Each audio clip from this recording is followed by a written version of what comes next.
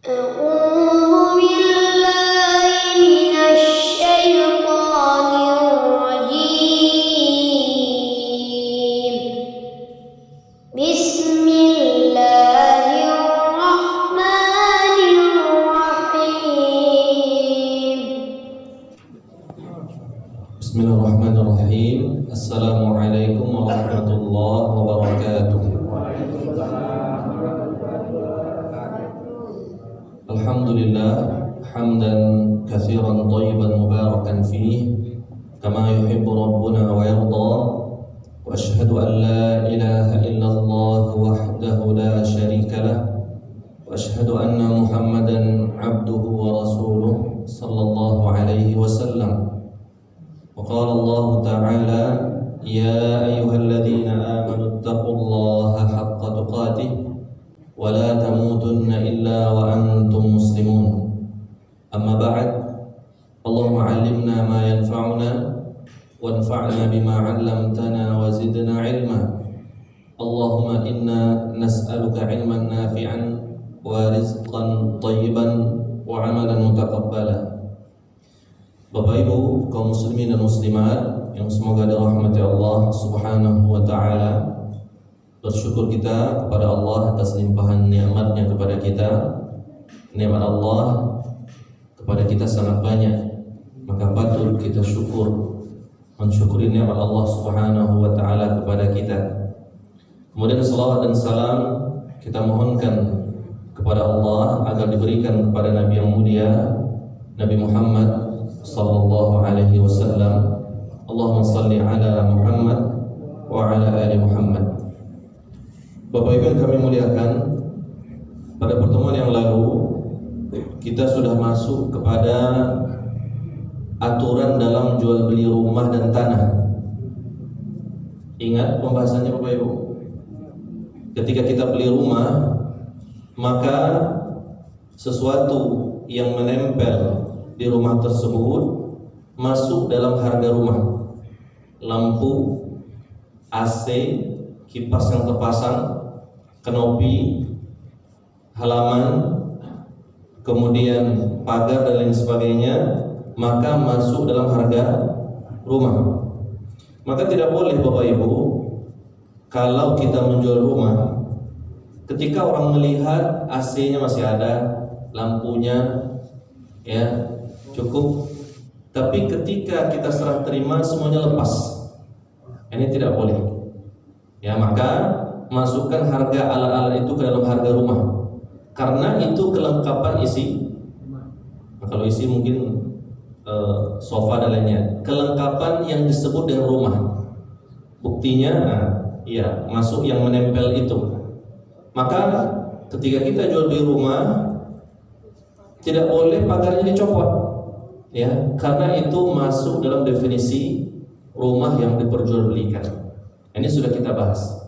Itu jual beli rumah. Yang kedua jual beli tanah. Jual beli tanah. Maka segala sesuatu yang ada di tanah tersebut masuk dalam harga tanah. Pagarnya, tanaman yang ada di tanah tersebut, kemudian bangunan-bangunan mungkin biasanya di tanah itu ada pondok-pondok, itu masuk dalam harga tanah.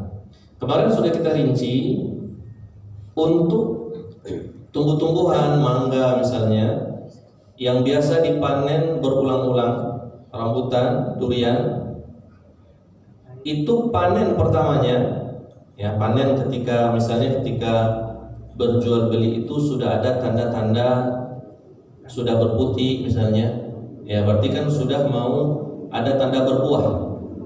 Maka panen pertama punya siapa? Yang menjual Bapak? Pembeli pertama? Penjual? Mana yang betul nih? Penjual atau pembeli nih? Yang menjual. Untuk tanaman yang berulang-ulang hasilnya, misalnya ketika berjual beli itu sudah berputih dia, duriannya sudah muncul putihnya, maka panen pertama punya penjual. Ya. Walaupun tanah itu sudah punya pembeli, sudah serah terima, maka Bapak Ibu yang kami muliakan, panen pertama punya penjual. Panen berikutnya punya yang pembeli tanah tadi. Kalau untuk yang panennya cuma sekali, itu pasti itu punya. Misalnya beli tanah isinya ada padi, kan begitu. Kemudian panen padinya, panen pertama punya siapa? Nah, itu memang panen sekali itu ya. Itu punya siapa? Penjual juga. Nah, berarti untuk panen pertama penjual. Untuk yang sekali panen juga punya penjual. Itu sudah kita bahas.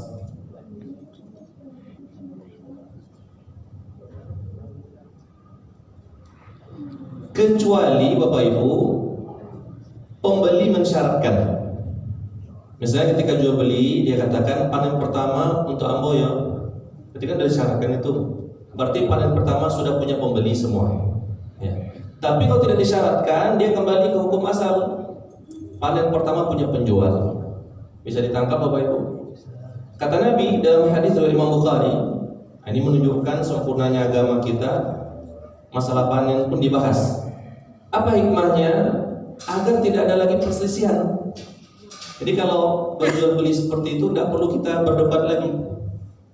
Jadi kalau misalnya panen mangganya tidak ada perlu perselisihan karena sudah ditentukan dalam agama. Sama dengan pembagian harta dalam waris, tidak ada perlu diperdebatkan karena bagiannya sudah ada. Allah yang mau bagi. Tidak perlu berselisih. Fulan sekian, tidak perlu berselisih. Kata Nabi, man ibta'a nakhlan ba'da an tu'abbar fathamaratuha lilladhi ba'aha illa an yashtarita al-mubtar. Kata Nabi, siapa saja yang beli kurma setelah dikawinkan. Jadi maksudnya dia beli tanah, di situ ada pohon kurmanya, sudah dikawinkan. Karena kurma itu kalau berbuah harus dikawinkan. Gimana cara kawinkan kurma? Sama dengan kawin manusia. Kawinnya itu 1 sari. Kalau jantan apa namanya? Intinya serbuk sari jantan betinanya diikat agar mau apa? Berbuah. Beda kalau mangganya dia bisa berbuah sendiri. Kalau kurma itu ada tindakan.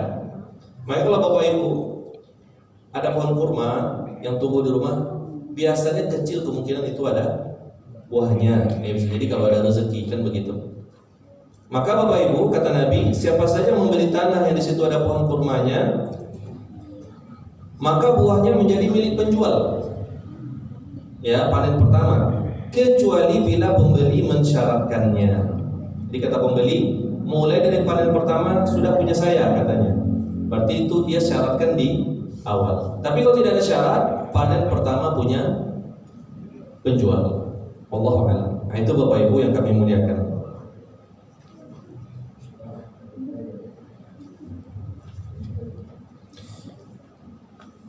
Kemudian kita sudah bahas tentang membeli buah yang masih ada di pohon. Masih ingat? Boleh tidak membeli buah yang masih ada di pohon? Tidak. Jawab Bapak Ibu. Tidak boleh. Kenapa Pak? Misalnya saya beli durian yang ada di pohon Bapak itu, tapi masih menempel, tidak boleh? Tidak boleh. Ada yang setuju sama beliau? Jawabannya boleh. Tapi ada syaratnya. Apa syaratnya? Ketika membeli buah yang ada di pohon tersebut, buahnya sudah mau ada tanda panennya. Kalau durian mungkin sudah berubah warnanya atau mulai ada aromanya, itu boleh beli durian yang ada di batang. Kapan diambil? Ketika masak. Kalau diambil langsung itu udah jelas bolehnya itu. Tapi kan ini dibeli ketika belum panen, kita setor uang, tapi ambilnya ketika panen, ketika masak. Jadi boleh membeli buah yang ada di pohon dengan syarat sudah ada tanda panen. Apa hikmahnya kira-kira Bapak Ibu? Karena kalau masih dibeli ketika putih, berkemungkinan apa? Gugur, jatuh, nah begitu. Jadi boleh membeli buah yang ada di pohon ini berlaku untuk semua buah dengan syarat ada tanda-tanda apa? Panen atau masaknya. Nah begitu. Ini berlaku durian juga, mangga dan sebagainya. Walaupun hujan terdengar ya suaranya Bapak Ibu ya. Kata Nabi, kata Abdullah bin Umar, anna Rasulullah sallallahu alaihi wasallam naha an bai'in nakhli hatta yazhu wa 'anis sumbuli hatta yabyad. Kata Nabi, kata Abdullah bin Umar, bahwasanya Nabi melarang menjual kurma hingga buahnya kelihatan baik. Maksudnya yang masih ada di pohon. Dan Nabi melarang menjual tanaman yang berbulir hingga memutih. Maksudnya ada tanda panennya dan aman dari gangguan hama. Nah begitu Bapak Ibu yang kami muliakan. Ini untuk buah yang ada di pohon. Kalau beli mangga muda bagaimana? Langsung diambil. Kalau tadi kan mangga muda ada tanda panen. Sekarang mangga mudanya langsung diambil. Kalau tadi diambil ketika panen, sekarang langsung ambil. Oh tentu lebih boleh, karena langsung diambil. Mungkin dia beli mangga untuk rujak dan lain sebagainya. Itu boleh. Baik. Ada rincian sebenarnya, tapi kita sebutkan secara umum. Pelajaran sekarang, Bapak Ibu. Ini yang tadi dua pembahasan sudah berlalu. Ketika kita membeli durian tadi yang masih ada di pohon, sudah ada tanda panen. Berarti besar kemungkinan dia tidak rusak, kan begitu? Tapi ternyata rusak. Padahal kita tadi beli yang di pohon itu kan sudah mau masak agar tidak gagal, kan begitu? Tapi ternyata gagal. Gagal dia. Timbul pertanyaan, siapa yang bertanggung jawab? Bagaimana uang yang sudah kita serahkan? Misalnya yang punya batangnya Reza ini, kemudian saya beli, ya, duriannya atau mangganya sudah menguning, tapi beberapa hari setelahnya gagal. Nah, mungkin banyaklah macamnya, kebakaran hutan dan sebagainya. Pertanyaannya, uang yang sudah saya serahkan bagaimana Bapak Ibu? Hah? Dipulangkan? Berarti yang menanggung penjual semuanya? Hah? Jawabannya, uangnya dikembalikan. Kenapa? Apa hikmahnya? Karena tidak ada hak Reza untuk mengambil uang saya. Karena uang itu bisa berpindah kalau ada balasan. Berpindah uang saya ke Reza, tentu ada buah duriannya. Masalahnya buah duriannya tidak sampai ke sini. Berarti uangnya dikembalikan. Berarti yang menanggung rugi si punya batang. Nah, itu dia. Itu kalau bencana alam, longsor mungkin. Sekarang kalau dibakar orang, siapa yang bertanggung jawab gagal panen karena dibakar? Itu diatur dalam agama kita. Kalau dibakar oleh orang atau mungkin dicuri, maka dua solusinya Bapak Ibu yang kami muliakan. Solusi pertama, jual belinya batal. Jual belinya dibatalkan. Saya minta uang saya ke yang punya batang tadi, kemudian yang punya batang minta ganti rugi kepada yang membakar. Itu solusi pertama. Jual beli batal, uang saya minta, Reza minta ganti rugi kepada yang membakar tadi. Solusi kedua, jual belinya tetap lanjut, ya. Uangnya tetap sama Reza, tapi saya minta ganti rugi ke siapa tadi? Yang membakar. Itu solusi kedua. Nah, itu dibahas dalam agama kita Bapak Ibu. Walaupun mungkin di antara kita jarang ya melakukan ini, mana tahu nanti, ya. Jadi tidak ada lagi permasalahan karena sudah diatur, tidak perlu dipermasalahkan lagi. Lanjut. Pembahasan berikutnya, dia ringkas-ringkas saja. Kalau kita beli suatu barang, apa saja yang ikut di dalamnya? Nah, ini tidak semua barang kita bahas. Misalnya, dulu ada jual beli orang budak dulu ya, sekarang tidak ada lagi, mungkin sudah dilarang oleh dunia internasional. Tapi dalam agama kita aturannya tetap ada. Karena suatu saat nanti di akhir zaman bisa jadi ada perbudakan lagi, dan aturannya sudah ada dalam agama. Kalau kita beli budak, kadang budak itu punya harta dia. Maka kalau kita beli budak itu, budak jadi punya kita, termasuk baju yang menempel dengannya, itu tidak mungkin dipisah. Dan seandainya budak itu punya harta, hartanya tinggal pada penjual. Nah begitu. Itu bukan budak anak kecil ya, bukan budak Malaysia. Budak memang jual beli orang.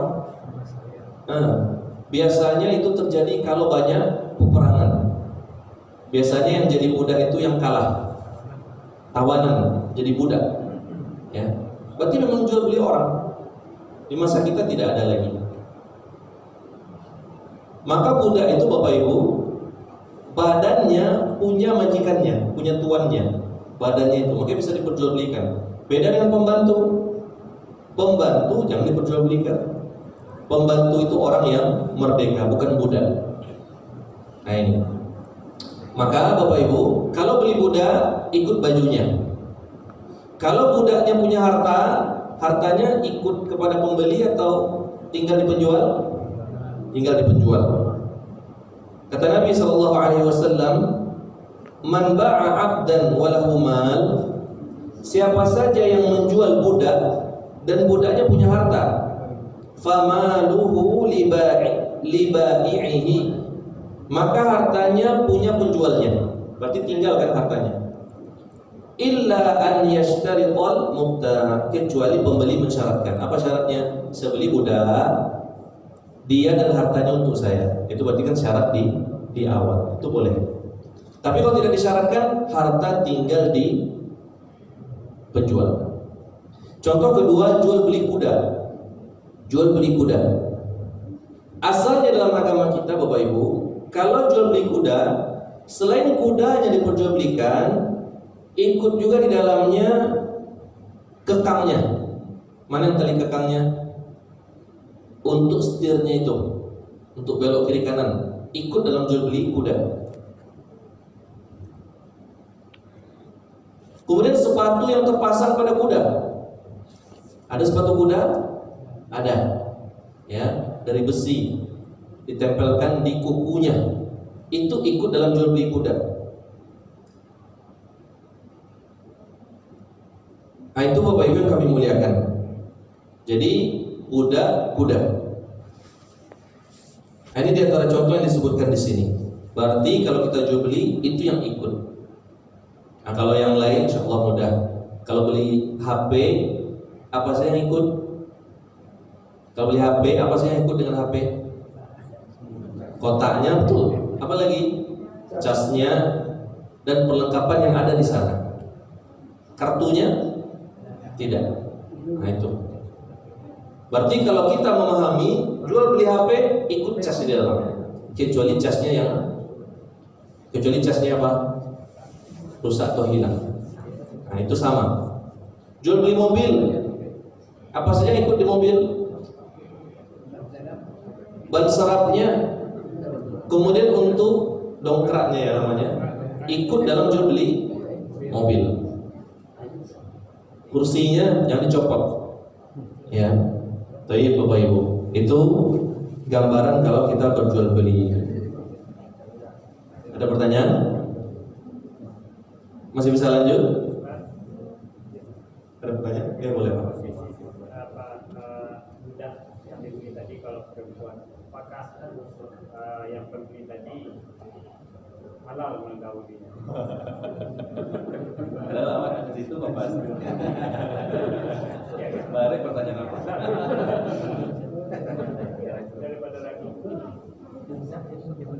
Nanti Pak ya, nanti rusuh orang, nanti kita bahas nanti di lain kesempatan. Soalnya pembahasan budak itu ada di buku-buku fikih. Kalau budak wanita bagaimana? Kalau saya bahas nanti rusuh berjamaah nanti. Makanya jangan samakan budak dengan pembantu. Kalau pembantu tidak boleh diperjualbelikan, dia digaji. Ya beda. Itu Pak ya. Nanti habis Isya kita ngobrol Pak tentang budak wanita ya. Bagaimana statusnya? Karena kan dia punya kita itu. Allah. Ada yang lain? Bisa dilanjutkan Bapak Ibu? Lanjut. Berikutnya pembahasan berikutnya namanya jual beli salam namanya. Jual beli salam Bapak Ibu itu dibayar di awal kontan, namun barangnya belakangan. Boleh nggak dalam agama kita seperti itu? Jawabannya boleh, tapi dengan syarat-syarat.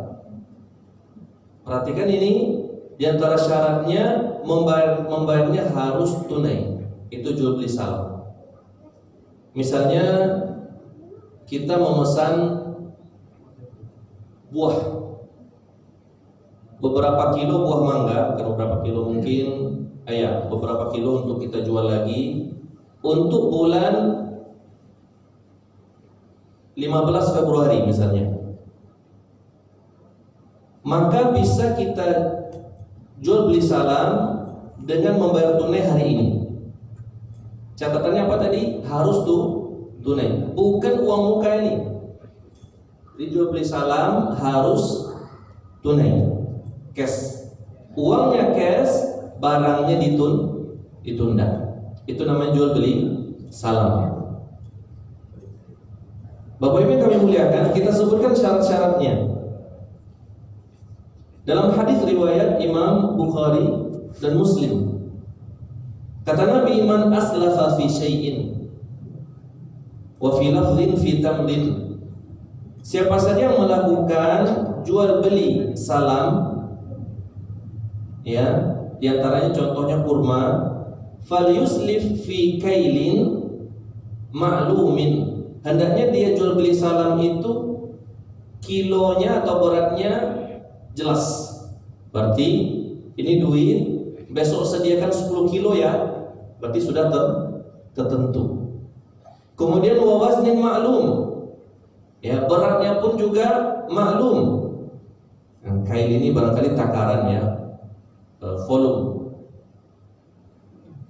Wazan berat. Ila ajalin ma'lum, dan syarat berikutnya kapan diserahkannya harus jelas. Kalau tadi contohnya berapa? Tanggal berapa tadi? 15 Februari. Jual beli apa namanya? Jual beli salam. Boleh. Yang terjadi di masa kita seringnya tidak bayar kontan, ya, berarti bukan masuk dalam jual beli salam. Jual beli salam syaratnya harus bayar kontan. Apa manfaat dari jual beli salam? Di antaranya penjual diuntungkan karena mendapat uang tunai. Untung dia karena dapat uang tunai di awal. Dan biasanya menguntungkan pembeli juga karena biasanya barangnya dapat harga murah. Nah, itu hikmah manfaat jual beli apa? Salam. Kita sebutkan rincian syaratnya. Yang pertama, harus menentukan jenis barangnya tertentu. Mangga, jangan sebut mangga saja, sebutkan jenis mangganya. Kalau buah salak, sebutkan jenis buah salaknya. Nggak bisa misalnya ikut piti, saya nambo 50 kilo mangga. Nggak dirinci. Mangga banyak nggak jenisnya? Banyak. Atau salak 50 kilo, sebutkan salak apa misalnya. Atau jeruk 5 mani, jeruk apa? Pekumbuah misalnya. Jeruk pasaman misalnya, sebutkan. Itu syarat pertama. Jenisnya harus tertentu. Kemudian sebutkan takarannya berapa atau beratnya. 50 kilo. Tidak boleh seperti ini duit. Sediakan mangga ya, sediakan salak ya. Itu masih umum itu, karena beratnya belum disebutkan. Baik. Jadi yang pertama tadi jenisnya tentukan. Yang kedua, beratnya atau volumenya. Yang ketiga, kapan diserahkannya harus jelas, kapan diserahkan, harinya, tanggalnya, jangan waktunya, jangan sampai disebutkan jenis salah apa yang bagus, misalnya Bapak Ibu, salah pondok 50 kilo, serahkan ya, kapannya tidak disebutkan, itu tidak sah jual beli salamnya. Maka sebutkan tempo waktunya, kapan diserahkan. Kemudian syarat berikutnya Bapak Ibu, hendaknya barang yang kita perjualbelikan itu, misalnya mangga atau salak tadi, diduga kuat ada ketika jatuh tempo. Kalau rasul-rasulnya tidak akan ada tanggal 15 Februari itu, jangan jual beli salam. Tapi kalau kemungkinan besar bisa, boleh. Nah, itu dia. Sudah berapa syaratnya itu? Ini biasanya orang yang berbisnis perlu dia aturan ini. Kemudian syarat berikutnya Bapak Ibu, harus dibayar kontan di awal. Tidak boleh misalnya harganya 10 juta, 3 juta dulu ya, tidak boleh. Harus dibayar kontan 10 juta di awal, walaupun barangnya nanti dijanjikan.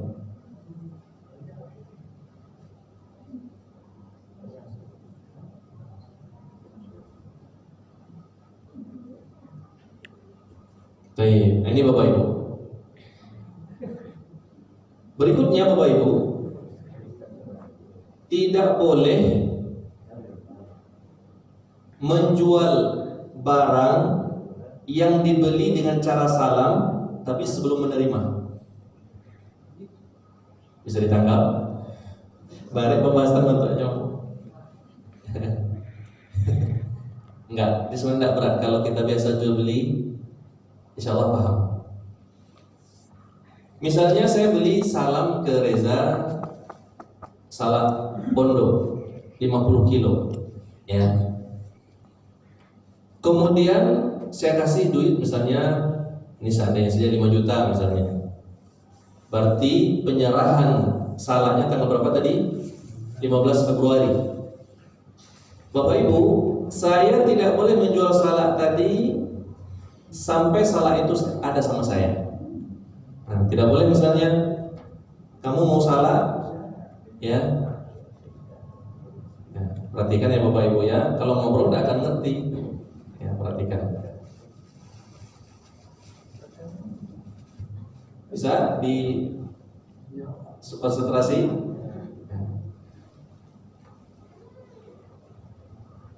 Tadi saya janjikan sama Reza diserahkan tanggal 15 Februari. Saya tidak boleh menjual lagi salah itu sampai di hadapan saya. Tidak boleh misalnya tanggal 5 balik datang salah. Ya pas enggak? Itu tidak boleh. Ya. Tunggu dulu sampai ke 15 itu baru boleh dijual lagi. Nah, itu catatan untuk jual beli salam. Sampai sini ada pertanyaan? Iya. Jadi begini caranya. Kalau misalnya begini, kalau kita di kelas dulu, misalnya kita belajar matematika nih, nggak paham kita bagi atau akar lah akar. Kalau kita tanya ke kawan, ya, Pak tadi itu besar kemungkinan penjelasan guru setelah itu nggak akan dapat. Nah, itu berlaku juga untuk ini. Jadi kalau ada yang kurang paham, tenang dulu. Ini akibatnya apa? Seharusnya kan yang tidak dapat 2, tapi kalau tanya ke kawan, udah 10 tidak dapat. Nah, begitu caranya, tips ini. Ini berlaku untuk kita. Ya, ini nasihat untuk kita semua. Ini semua pelajaran. Misalnya ketika belajar biologi di sekolah, ada pembahasan misalnya bagian-bagian pohon, ya, tanaman. Nanti kan ada bagian-bagiannya. Tidak ngerti kita tanya ke kawan. Padahal guru udah lanjut ini. Bagusnya paham tidak paham dengar dulu. Nanti baru ditanya. Sebab kalau ditanya ke guru, seharusnya kita cuma dapat 2, tapi karena nanya ke kawan, bisa 5 pembahasan tidak paham. Makanya tenang dulu, dengar dulu, baru ditanya. Nah, itu tips aja. Silakan. Ya, jangan marah ya. Ini untuk kita semua. Silakan. Gini Ustaz, jual beli salam yang seperti Ustaz sampaikan, Ya. kan kita bayarnya cash. Ternyata dalam waktu sebelum barang itu dibeli sama si Reza, ternyata dapat harganya lebih tinggi. Ternyata dalam hal ini ternyata jual beli antara Ustaz dan Reza yang tadi menyebabkan Reza rugi. Jadi gimana ininya? Solusinya seperti yang Ustaz lagi kita meminta. Itu kan tadi disebutkan syarat-syaratnya Ustaz. Harus bayar cash, terus ada lagi yang lain. Seandainya dalam syarat-syarat itu tidak terpenuhi, konsekuensinya ke kita ini gimana? Berdosa kah atau barokahnya jual beli tidak dapat atau gimana?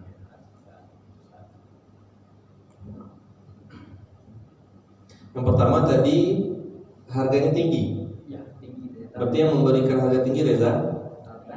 Reza membeli ke tempat ini ternyata lebih tinggi. Oh gitu. Dealernya. Makanya memang ini terkait orang yang berpengalaman. Berarti besar kemungkinan dia kasih harga di atas kemungkinan harga yang lain.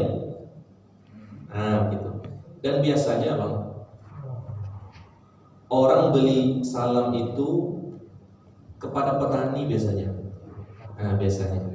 Nah, karena dia yang bisa menyediakan di hari H itu yang pertama, ya.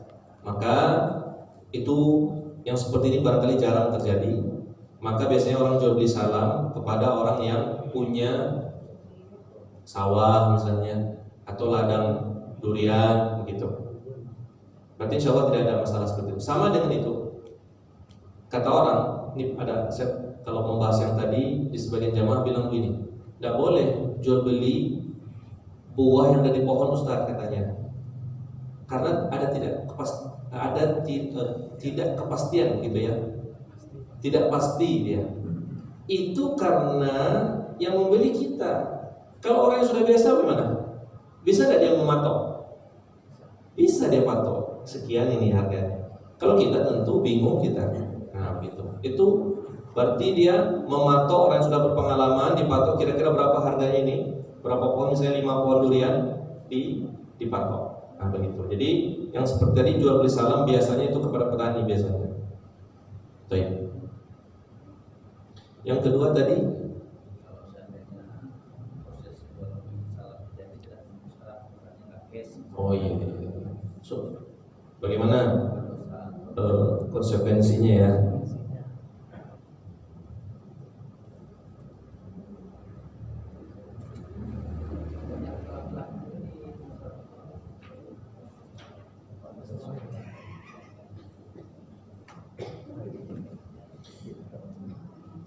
Pertama, jual belinya tidak sah. Ya. Iya.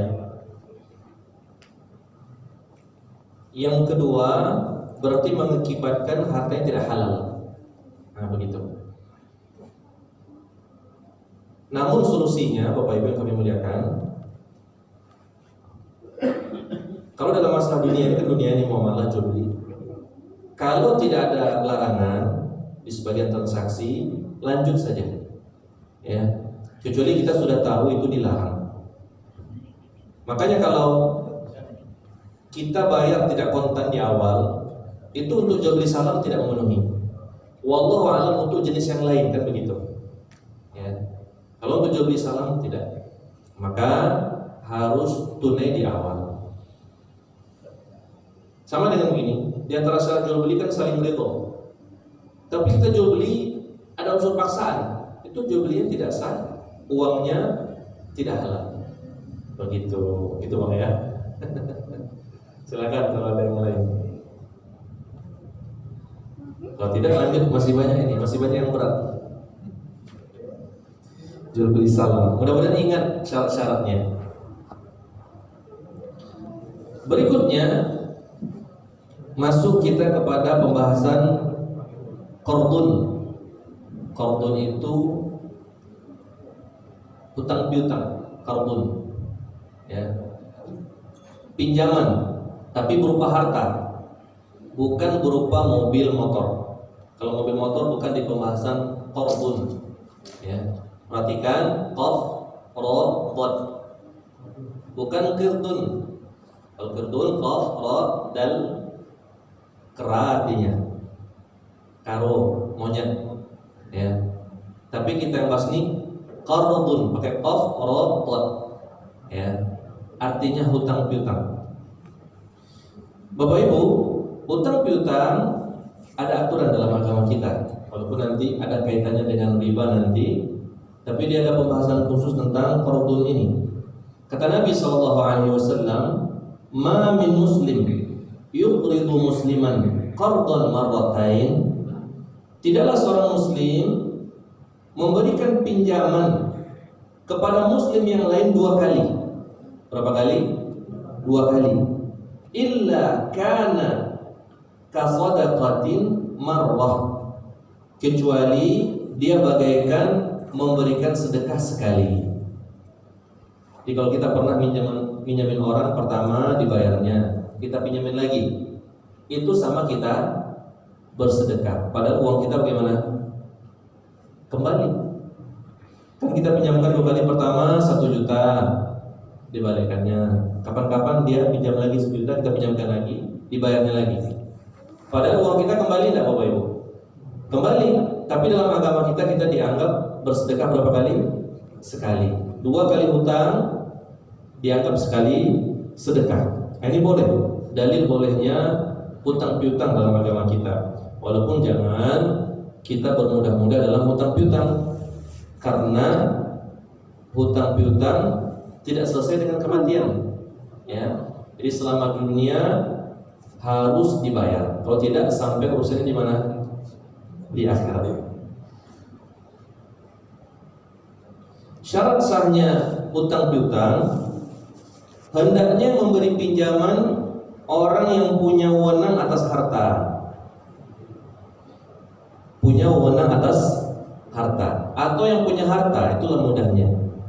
Maka kalau bukan harta kita, jangan dipinjamkan. Misalnya meminjamkan uang masjid tidak boleh. Ya. Misalnya ada jamaah kita butuh uang, kita pinjamkan uang masjid 1 juta, tidak boleh. Karena uang masjid bukan uang kita. Ya. Atau minjam uang anak yatim untuk buat WC masjid, tidak boleh. Ya. Karena peruntukannya untuk anak yatim. Begitu.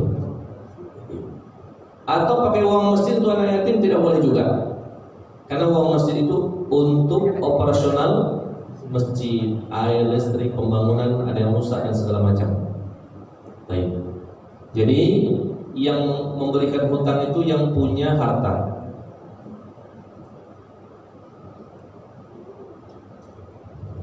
Kemudian dalam qardun, hutang piutang, tidak boleh ada tambahan ketika membayar. Nah, ini yang kita singgung pembahasan riba.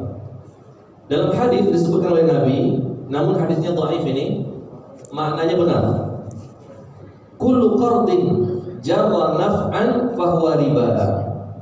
Setiap pinjaman yang ada manfaatnya itu ada ribanya. Misal, kawan kita minjam 1 juta.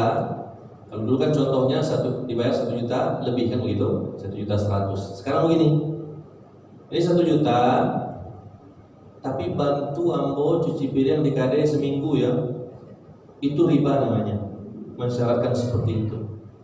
Karena kalau orang mau bantu kita cuci piring digaji, bukan dengan manfaat apa? Hutang piutang. Nah, itu jenis riba yang lain ini, termasuk membayar tadi 1 juta dipinjam, dibayar 1.100.000, 100-nya riba. Atau tadi apa? Kopi 1 juta, cuci piring dalam waktu seminggu di Kadayamboyo, itu mensyaratkan jasa seperti itu juga riba. Hati-hati.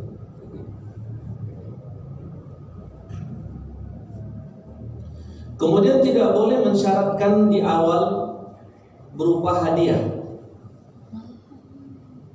Ini 1 juta, nanti pas pengembalian ada hadiahnya ya. Hadiahnya riba. Bagaimana yang tidak riba?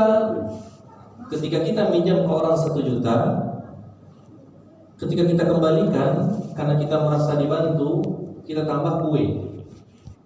Boleh atau tidak? Jawabannya boleh, karena tidak disyaratkan di awal. Ini syarat di awal yang penting. Syarat itu bisa terang-terangan, bisa juga enggak. Misal begini, kok 1 juta, saya mau tahu sewa ya. Itu syarat di awal, walaupun tidak diucapkan. Ya, tidak boleh. Gitu ya Bapak Ibu. Jadi syarat itu kadang terang-terangan, kadang isyarat. Namun kalau dikembalikan seperti tadi, hukumnya boleh. Misalnya 1 juta kok piti kawan kok, aku kue, tidak ada masalah. Karena kita merasa apa? Dibantu. Dan Nabi SAW pernah melakukannya. Itu namanya pengembalian yang baik. Jadi jangan disyaratkan tambahan di awal. Maka kalau lembaga keuangan disyaratkan di awal tidak? Iya, syaratkan di awal. Kecuali orang bank kasih kita 1 juta, nanti suatu saat ada yang melebihkan, ada yang tidak, itu tidak ada masalah. Tapi di awal sudah dipatok. Baik itu perbankan syariah atau konvensional, sama saja. Ya, prakteknya yang namanya syariah masih ada kekeliruan. Baik. Nah ini Bapak Ibu, berarti selesai jual beli salam, selesai tentang qard, hutang piutang. Silakan kalau ada pertanyaan lagi. Kalau tidak kita tutup, berapa menit lagi? Insyaallah di pertemuan berikutnya ada pembahasan yang lain tentang gadai, ya. Apa aturan gadai, kemudian jaminan. Kalau gadai itu biasanya barang untuk kalau seandainya kita tidak mampu bayar hutang, ada barang yang digadaikan. Kalau tidak ada pertanyaan saya tutup. Salam. Mudah-mudahan bermanfaat. Bapak Ibu yang kami muliakan. Aqulu qauli hadza wa astaghfirullah li wa lakum. Wassalamualaikum warahmatullahi wabarakatuh.